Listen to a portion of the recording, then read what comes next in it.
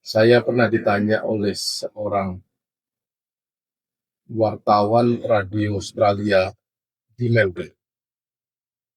Dia baru pulang dari Indonesia pada waktu itu bulan puasa. Pertanyaannya, di Indonesia sekarang ini bulan puasa luar biasa. Orang berbondong-bondong pergi terawih masjid.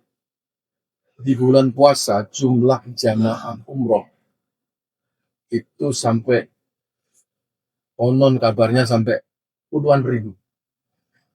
Karena memang umroh di bulan puasa pahalanya besar.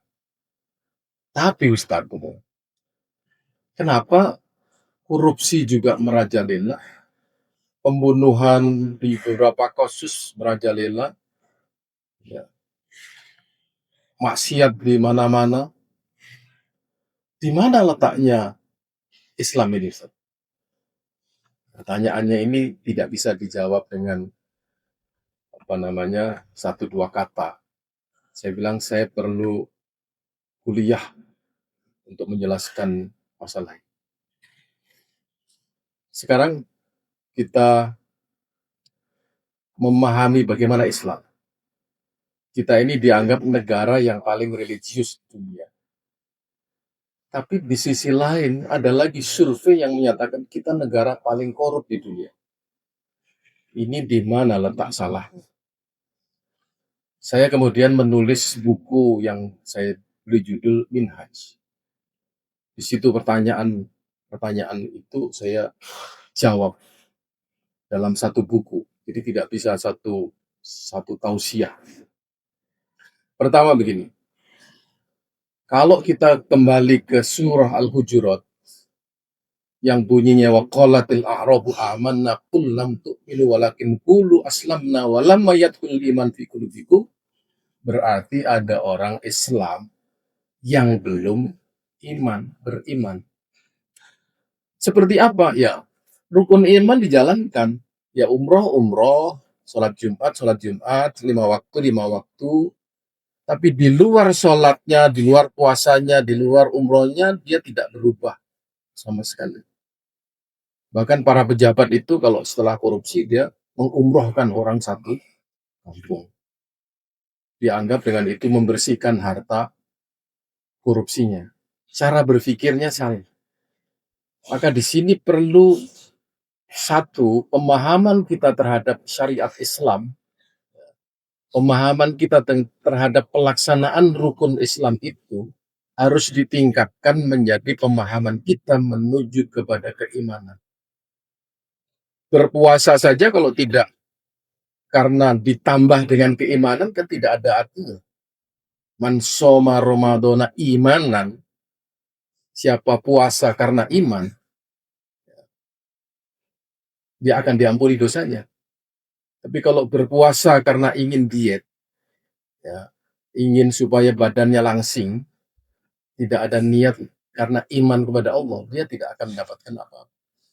Masyarakat kita pada umumnya taat menjalankan rukun Islam ini, tapi di luar rukun iman Islam itu dia tidak taat.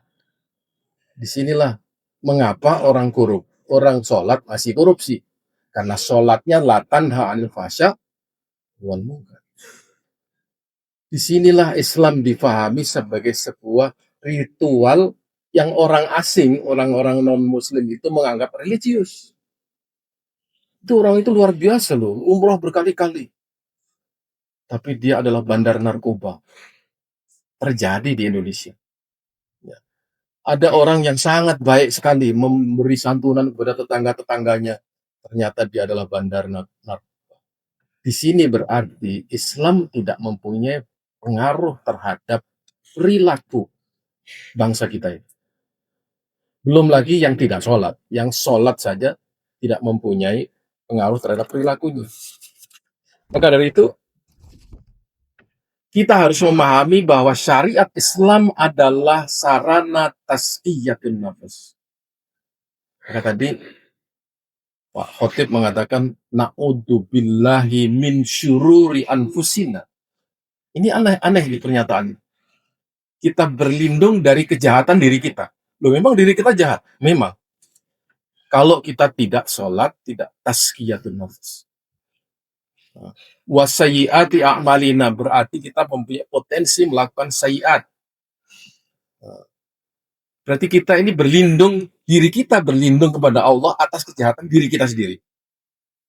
Berarti ada potensi di dalam diri kita itu berbuat jahat. Potensi itu akan kalah dengan potensi kalau kita mendekat kepada Allah. Lebih dahsyat lagi. Jadi kalau kita dekat sama Allah, yang seperti itu menjauh dari diri kita. Makanya kita jadikan puasa kita, sholat kita, zakat kita, ibadah kita, mau duha, tahajud, dan sebagainya, itu sebagai tazkiyatun nafs. Tidak ada masalah saya sholat hajat supaya, tidak ada masalah. Ya, menurut Nawawi Al-Bantani itu ada 3 jenis keikhlasan. Ikhlas lillahi ta'ala, nggak ngarap apa. Ya. Ikhlas lil akhirah, seperti Allahumma inni na'udzubika minan nar. Itu kan untuk akhirat. Ya. Inni as'aluka ridhoka wal jannah. Itu lillah. Tetapi ya Allah, ini as'aluka rizqan halalan thayyiban. Itu kan dunia banget ini. Tidak ada masalah. Itu Nabi mendoakan, memberi ajaran kepada kita. Cuma dalam hidup ini pada akhirnya kita akan sampai pada satu posisi, ya Allah, kami tidak membutuhkan apa-apa dalam hidup ini kecuali ridhomu. Ternyata ridho Allah itu adalah dunia seisinya. Tidak minta, Allah memberi. Sabar nggak kita tidak meminta kepada Allah sesuatu yang sifatnya materi kehidupan, tapi kita serahkan kepada Allah, apapun yang engkau berikan kepadaku akan lebih baik bagiku daripada aku meminta kepada. Bahasanya sudah lain. Nah, tingkatannya Sayyidina Ali, ya, aku sangat berbahagia kalau doaku dikabulkan oleh Allah. Lebih bahagia lagi kalau doaku tidak dikabulkan oleh Allah, tapi Allah memberiku sesuatu yang lebih bagus daripada yang aku minta. Tingkatannya di sini.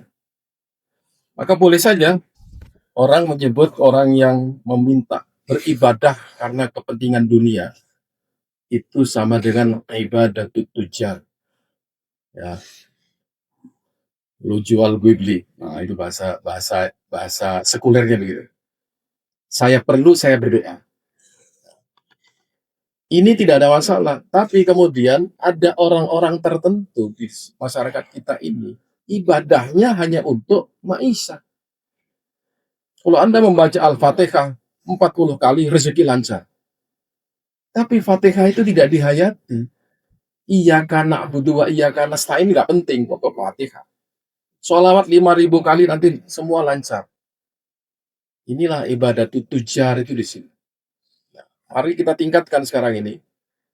Tazkiyatun nafas itu adalah sebuah proses kita membersihkan diri kita. Setelah bersih, kenapa? Allah akan memahami apa yang ada di dalam hati kita, apa yang kita perlukan. Doa yang makbul adalah doa yang tidak ada satrun atau hijab. Hijabnya apa? Hijabnya adalah dosa. Sogoiru dunub au kabairuhu. Nah, sholat 5 waktu, puasa, kemudian hari Jumat seperti begini adalah mukaffirat bisayyiat. Setelah sayyiat itu hilang, kita menjadi bersih. Itu sederhananya ibadah kita yang kita lakukan setiap hari. Oleh sebab itu, kita jadikan ini sebagai sebuah, kita hayati sebagai sebuah proses kita yuzakihi, membersihkan diri, supaya diri kita ini betul-betul ada relasi ke atas. Doa itu pun ya dalam pandangan Ibnu Taimiyah seperti panah. Orang yang memanah itu objeknya katakanlah 50 meter, 100 meter, sampai 200 meter. Tergantung kekuatan panahnya itu seberapa. Kalau panahnya itu lemah, dia nggak akan sampai. Nah, panah itu adalah doa. Lemahnya doa di mana? Lemahnya ada di dalam diri kita sendiri. Keimanan kita masih lemah, syariat yang kita jalankan masih lemah, ketaatan kita masih lemah. Bagaimana kita akan mengirim busur-busur doa ke langit kalau kita sendiri masih lemah? Kekuatan manusia dahsyat, kalah Apollo, kalah apa namanya eh, rudal-rudal yang begitu keras. Rudal-rudal doa kita ini sebenarnya kepada Allah sangat jauh, ya, sampai langit ketujuh. Kalau itu kita lakukan dengan kekuatan jiwa kita yang bersih tadi. Makanya qad aflaha man tazakka wa dzakara isma rabbih shalla. Qad khaba man dasa. Rugi. Dia puas dengan nafsu-nafsu yang dia lakukan, nafsu dunia itu puas. Rugi dia. Kenapa? Dia tidak memperoleh yang lain. Ya. Maman yurid harsad dunia nu'tihi minha faqat. Kalau maman yurid harsal akhirah nazid lahu fi harsi. Itulah yang tadi saya bilang. Kalau kita sudah beriman kepada Allah, Allah akan memahami apa yang kita perlukan. Hidup ini begitu kompleks. Mari kita cara mengatasi hidup ini dengan cara-cara syar'i, dengan cara keimanan yang tinggi, sehingga kita bisa memperolehnya dengan sesuatu yang kita sendiri tidak bisa menyadari dan tidak bisa kita prediksi. 10 tahun lagi kalian mau jadi apa? 15 tahun lagi jadi apa? Itu Allah yang Maha tahu dan tergantung kepada apa yang kita lakukan di dalam kehidupan sehari-hari dalam menjalankan syariat.